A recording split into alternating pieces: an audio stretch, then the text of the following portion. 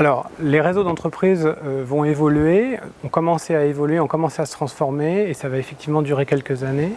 Nous voyons principalement trois grandes phases dans ce que font nos clients. La première phase, c'est la phase d'aujourd'hui, elle est très largement entamée, c'est l'hybridation des réseaux.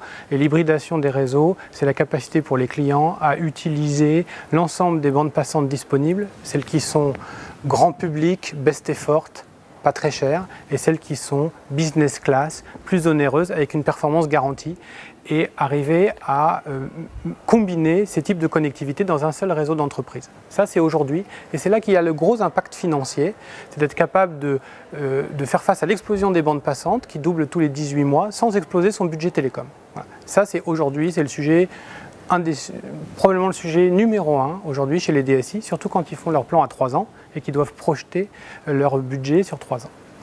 La deuxième phase de transformation, c'est la virtualisation des fonctions télécom qui étaient auparavant assumées par des équipements tels que des routeurs ou des firewalls, qui sont des équipements physiques, qui sont soit en cœur de réseau chez l'opérateur, soit installés physiquement dans les sites clients et qui se virtualisent. C'est la softwareisation des réseaux.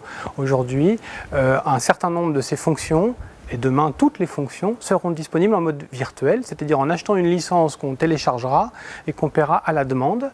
Et ça ne sera plus un hardware qu'on achète. Ça, c'est une révolution considérable. La troisième étape, c'est l'étape d'automatisation de ces fonctions. Parce que ces fonctions étant devenues virtuelles, elles sont automatisables en mode IT, en mode software. Et donc, c'est ce qu'on appelle l'orchestration. On va être capable d'injecter des instructions de masse à ces différentes fonctions en temps réel et donc de rapprocher, d'énormément améliorer l'agilité du réseau et de rapprocher le timing du réseau du timing de l'expérience utilisateur et du timing IT, c'est-à-dire le temps réel. Donc aujourd'hui, l'évolution des réseaux et pour les années à venir, c'est vraiment articulé autour de ces trois grandes étapes. L'étape numéro 1, l'hybridation. C'est dès aujourd'hui disponible et c'est pour faire face à l'explosion des bandes passantes sans exploser son budget. Et les phases de virtualisation et d'automatisation sont ce qu'on rassemble sous le nom de SDN, NFV et c'est en fait la softwareisation des réseaux. C'est ça qui est en cours.